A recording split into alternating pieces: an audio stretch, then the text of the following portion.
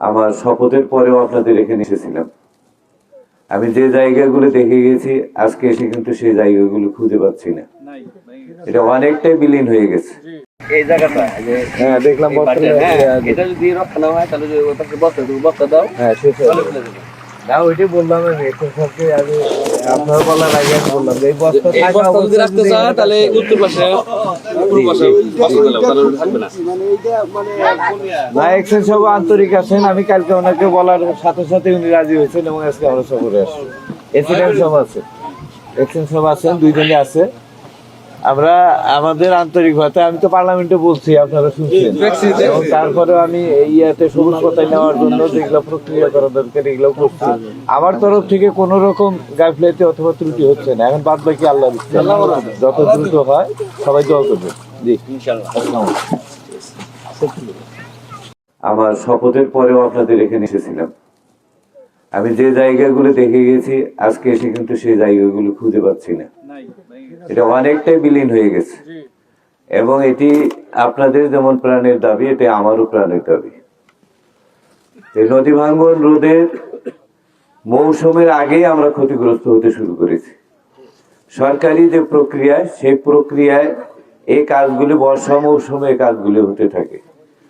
এখানে আমি গত যে সময় গিয়েছি, যে গিয়েই কিন্তু আমি এই নদী ভাঙ্গনের বিষয়টি এক্সচেঞ্জ সাহেব যেটা বলে গেলেন সেই প্রক্রিয়ার জন্য আমি দাপ্তরিকভাবে কাজ করেছি এবং ওনারা আশ্বাস দিয়েছেন যেটি স্থায়ীকরণের জন্য যে কাজটি, সেটি আমরা এখনো সবুজ পাতায় যেতে পারিনি। ওটির জন্য আমি চেষ্টা করেছি এবং সেখানে ডিও লেটার দিয়ে আসছি। আমার সর্বোচ্চ ক্ষমতা যেটি, আমি জাতীয় সংসদে আমি দুটি দাবি তুলেছি এবং একটি দাবি ছিল আমার চিংমারি থেকে রৌমারি ব্রিজ, আর একটি হলো এই নদী শাসন। এটির কারণ আছে, যখন মানে আমরা গ্রাম্য ভাষায় বলি কান টানলে মাথা আসে, তাই না? কান টানলে মাথা আসে। একটা ব্রিজ যখন হবে, এই ব্রিজের কারণে নদী শাসন অর্ধেকটাই হয়ে যাবে, বুঝলেন? সেই সাথে আমরা যদি নদী শাসনটা করতে পারি, তার এই বিষয়গুলি দুটি দপ্তরের। আপনি ব্রিজের জন্য যেটা চেষ্টা করছি, সরকারের কিন্তু সক্ষমতা নাই এখন এই বাংলাদেশে কোনো ব্রিজ করার মতো অ্যাবিলিটি বা অথবা আর্থিক সহযোগিতা দেওয়ার মতো বর্তমান সরকারের কোনো অবস্থা নেই। এটিকে আমি একটি সুযোগ পাওয়ার কারণে এটি নিয়ে এত বেশিটা দৌড়াচ্ছি, কারণ যারা ফান্ডিং করবে, যারা এটার জন্য টাকা দিবে, তারা রেডি আছে। কিন্তু শুধু সরকারের কাছ থেকে যদি আমি পাস করায় নিতে পারি, ব্রিজ হয়ে যাবে। এরকম একটি অবস্থার মধ্যে থাকার কারণে আমি এটি নিয়েও চেষ্টা করতেছি। আল্লাহ চাহে যদি আমি এখানে এই কাজটি উত্তীর্ণ করতে পারি, তাহলে ওটাও হয়ে যাবে এটার সাথে। আর সেটা হলে ওই যেটি বললাম কান টানলে মাথা আসবে, ওটার কারণে আপনার শুধুই নদী শাসন না, রৌমারী থেকে ঢাকার রাস্তাগুলি কিন্তু তখন বর্ধিতকরণ হবে, চওড়া হবে, রাস্তার সম্প্রসারণ হবে, রাস্তার উন্নয়ন হবে এবং বিভিন্ন রাস্তাঘাটগুলি আরো উন্নয়ন হবে। তাইলে একটার সাথে আরেকটা কিন্তু সম্পৃক্ত।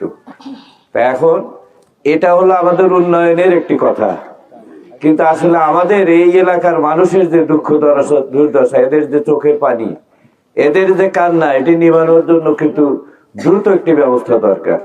আর সেটির জন্য আমরা কাজ করতেছি। আমাদের এই এখানে এক্সচেঞ্জ আসছেন, উনি অত্যন্ত আন্তরিক।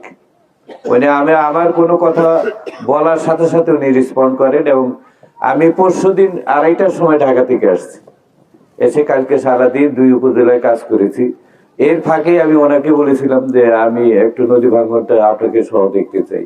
উনি তাৎক্ষণিকভাবে রাজি হয়ে গেছেন এবং বলছেন যে তাহলে আসেন আমরা একসাথে কাজ করি। এই যে ওনার সহযোগিতা, এখানে আন্তরিকতার কারোই ঘাটতি নেই, কেউ এখানে চেষ্টারও ত্রুটি নেই আমি মনে করি। কারণ আমাকে আপনারা প্রতিনিধি করেছেন, আমার যতটুকু করা দরকার আপনারা না বুঝলেও এক্সচেঞ্জ সাহেব বোঝেন যে আমার কি কি কাজ করা দরকার, আমি কতটুকু করছি না, আমি গাফলতি করছি। এখানে কোনো গাফলতি নেই, তবে সরকারি কিছু প্রসিডিউর থাকে, এই প্রসিডিউর অনুযায়ী না হলে কাজ হয় না। আর সেটা করতে যাই যেটুকু সময় লাগে সেটা লাগছে। আর আমি এবার যাচ্ছি, হয়তো 2-1 ভিতরে চলে যাবো। আমি গিয়ে এক্সচেঞ্জ সাহেবের সাথে পরামর্শ করলাম, যেভাবে যেখানে দাপ্তরিক ভাবে কাজ করা দরকার সেই কাজগুলি আমি করবো ইনশাআল্লাহ। যদি পার্লামেন্টে অনুপস্থিত থাকা লাগে থেকে আমি কাজ করবো ইনশাল্লাহ। এটা আপনাদেরকে আশ্বাস দিচ্ছি। এবং এক্সচেঞ্জ সাহেবের প্রতি আমার অনুরোধ থাকবে যে উনি আমাকে এই বিষয়ে যখন যেটি প্রয়োজন সেটি যেন উনি আমাকে একটু পরামর্শ দেন, তাহলে আমি সেই জায়গাগুলোতে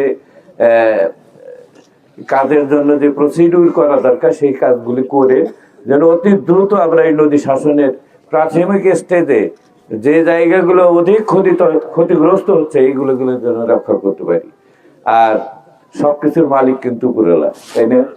আমাদের ধন সম্পদ জীবন যাই বলেন সম্মান সবকিছু রক্ষা করার মালিক আল্লাহ। আমরা আল্লাহর কাছে সাহায্য করব যে আল্লাহ পাক আমাদেরকে এই বিপদ থেকে রক্ষা করেন।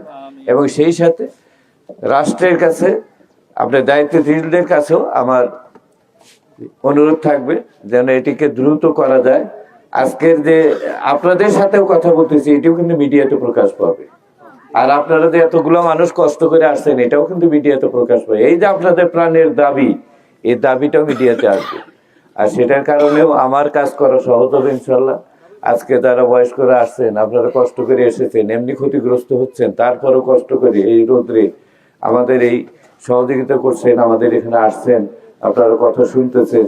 আমি মনে করি সবাই দোয়া করি এবং সহযোগিতার হাত আমার যতটুকু সাধ্য আছে আমি চেষ্টা করবো ইনশাল্লাহ। পরিশেষে আপনাদের সবার দোয়া চাবো, আপনারা সবাই দোয়া করবেন যেন আমরা যে যে সেক্টরে যে দায়িত্বে আছে আমাদের দায়িত্ব পালন করে এই কাজটা দ্রুত করতে পারি। এটার জন্য আল্লাহ যেন আমাদেরকে সাহায্য করেন। সবার দোয়া চাই। আসসালামু আলাইকুম ওয়া রাহমাতুল্লাহ। আপনি কি কিছু প্রিন্ট করাতে চান? প্রিন্টস অ্যান্ড কর্পোরেশন আপনার সব প্রিন্টিং সমাধান নিয়ে এসেছে। মগ, পানির বোতল, T shirt, tiles, photo frame, আমরা সবকিছু প্রিন্ট করি আপনার পছন্দের ডিজাইন, আপনার স্টাইলে। প্রিন্টস অ্যান্ড কর্পোরেশন, আপনার প্রিন্টিং সলিউশন, সব সময় আপনার পাশে।